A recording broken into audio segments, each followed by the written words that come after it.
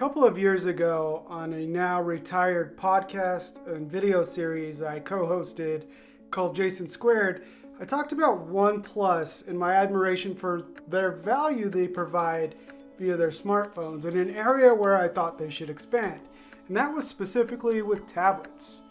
Fast forward to today, and OnePlus has a pad or tablet that just launched and is available to pre-order with delivery starting in a week.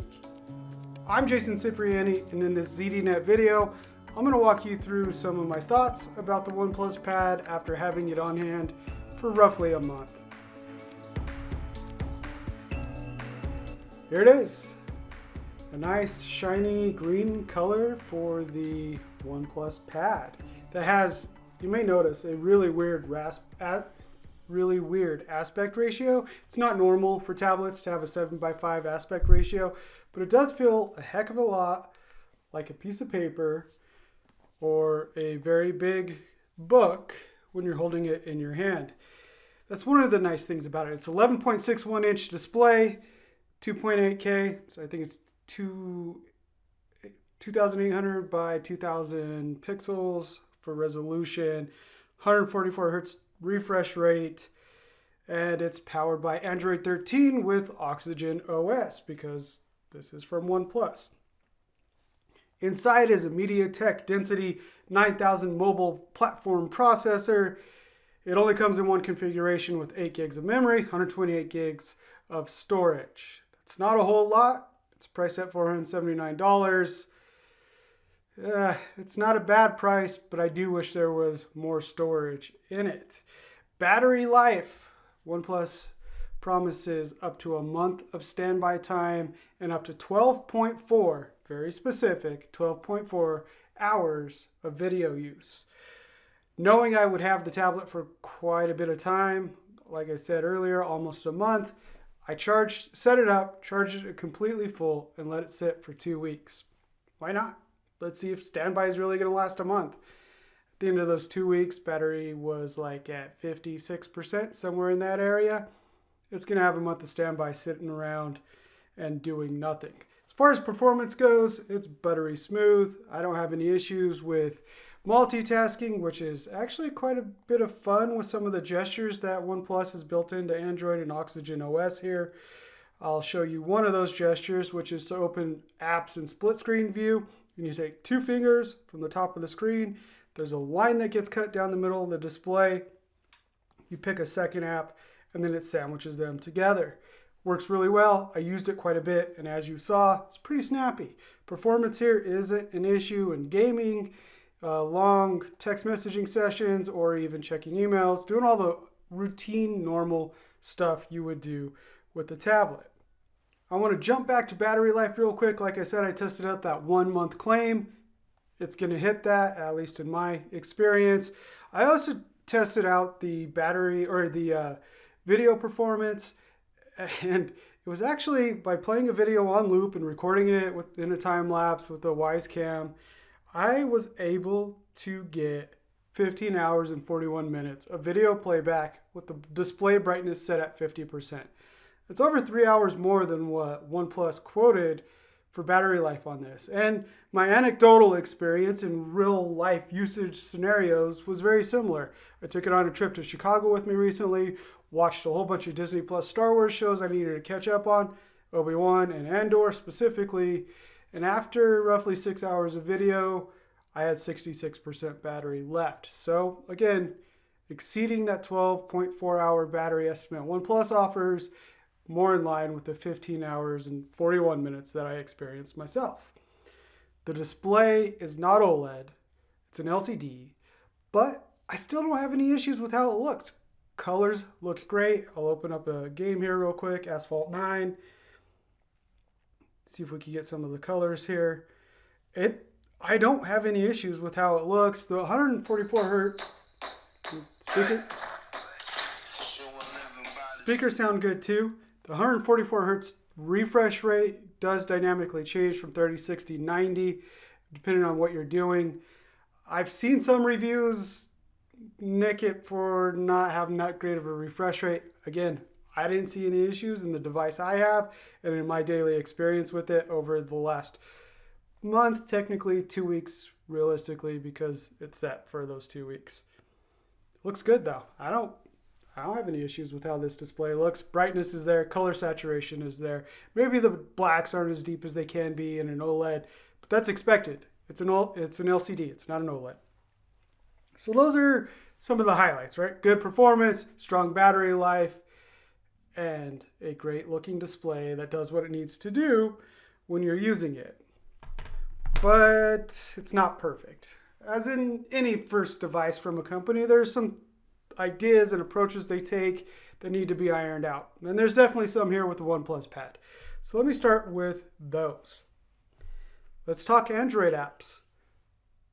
They've been the Achilles heel of tablets since Android tablets existed. Developers don't adopt to the larger display. They force phone type apps onto a bigger screen, or they just don't even bother to optimize for Android tablets because they're not a huge segment of the market. Let's just be honest. It's still an issue with the OnePlus Pad, which I'm not surprised. It should still be an issue because it's an issue for all Android tablets. So one example of an Android tablet app that doesn't quite adopt to the bigger display and the fact that tablets are often used in landscape orientation is the Facebook app, right? So I just launched it, pulled up my profile. Here it is, landscape, but it refuses to rotate. It's still in portrait mode. Now, it does rotate in some instances. Like, for example, I just searched for ZDNET and pulled up the ZDNET page, and it rotated when I viewed the ZDNET page. But it's not rotating. It's still staying in landscape or in portrait. The Reddit app does the same thing as well. The point here is those are two very large tech companies that have the resources. If they wanted to take Android tablets serious, they would adopt and adapt, and they don't. And that also sends a signal to third-party developers that Android tablets are not worth investing resources and time, which are smaller and more valuable for these smaller smaller third-party developers. And that's not a good signal for Android tablets to have, and a good message for Android app builders to have overall. All right, so next up is the keyboard and trackpad experience. And I want to show you guys something real quick, which goes into the next point here. Here is the official $140 box for the OnePlus magnetic keyboard. Looks great, right? You can see here, it looks a lot like the Magic Keyboard. I mean, it's almost an identical picture if you compare the two, right? That's my iPad Pro Magical Keyboard there. Except for there's one problem. The tablet never looks like that when it's in this magnetic keyboard. So it magnetically attaches to the back of the tablet. There are pogo pins here at the bottom. And that is how the tablet sits into the keyboard case for the OnePlus Pad. Why put an iPad-like Apple Magic Keyboard on the box when it doesn't do that? I'll get more into this here in just a minute because there is a theme with this Apple approach.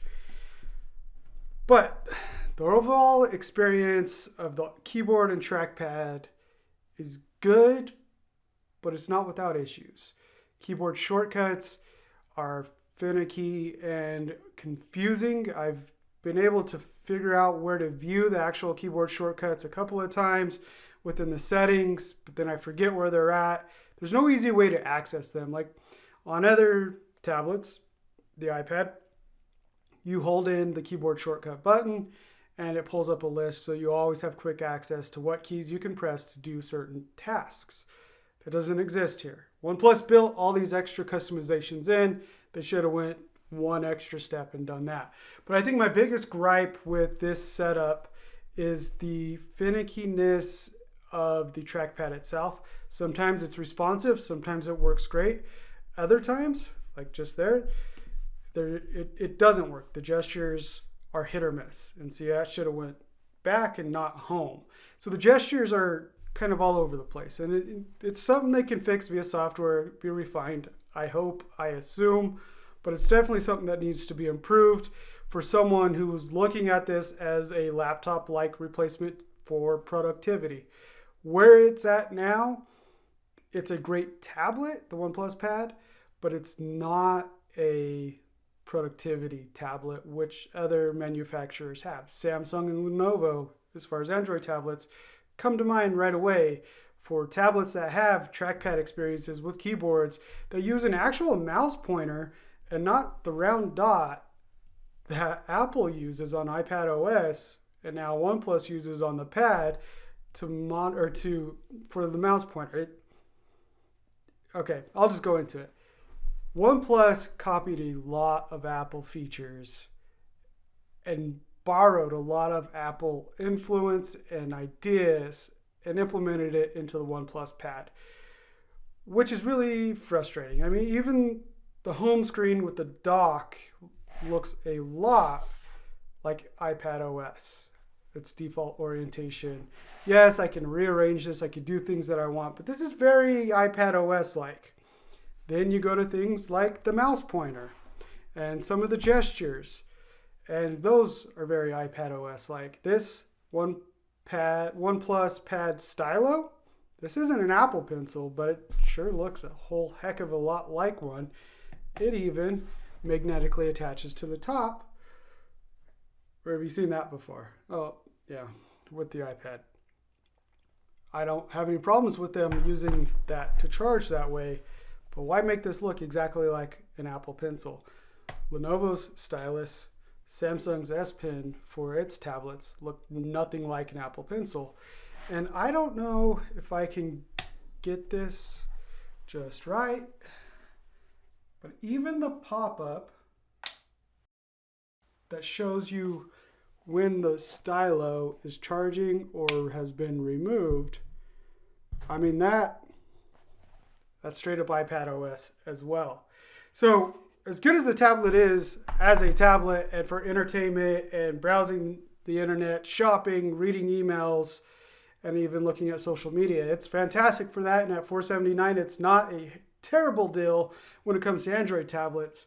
Where it starts to lose interest for me and the pitch, if you will, falls apart is the productivity aspect. And then the annoying aspect is just the iPad stuff. OnePlus has made a name for itself for providing value and pushing boundaries and never settling on anything. And yet they have a first generation product here where they've blatantly used some features that are already in the iPad. I get it. iPad's popular. People buy a lot of them. But have some pride, OnePlus. Have some pride and develop something that is yours, that you can totally own and control for going forward, instead of trying to mimic the iPad a little too much.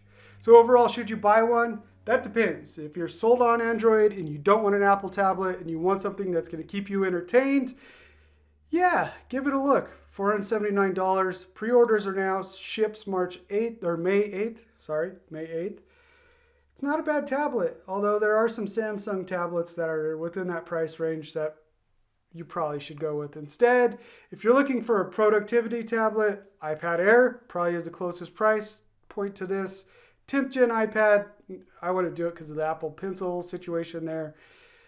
Or maybe even Samsung's Galaxy Tab S8 or a Tab S7 would be a better pick productivity-wise than the OnePlus Pad.